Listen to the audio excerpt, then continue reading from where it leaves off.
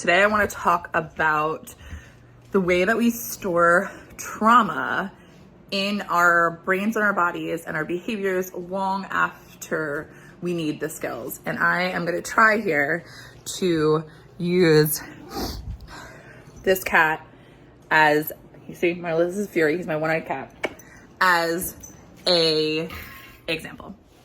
So Fury there, we don't really know his backstory. We got him about 2 years ago, and he survived out in the wild by joining a variety of cat colonies. And by the time that we got him, he was extremely small. He had to end up losing one of his eyes. He probably went through the ringer out in the wild.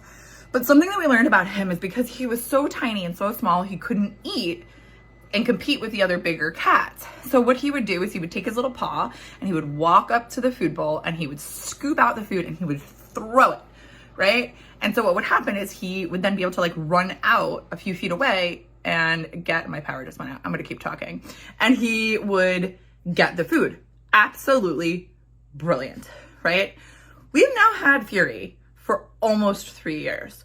Let me tell you, that cat lives a lap of luxury. Like he's fed delicious food constantly, and he is perfectly safe. But he has not unlearned the behavior of throwing out his food. He's so conditioned in this behavior because it kept him literally alive that the idea of, even though he's safe, no one's stealing his food, he has his own bowl with his name on it, he still continues to do that behavior. With grown-ups, with humans, we do this a lot as well. We might notice that being vulnerable was too scary for us, or we always needed to be in the fight or flight. And long after the trauma is over, we're suddenly safe again for whatever reasons, we still have trouble letting go of that behavior. We hold on to it for dear life.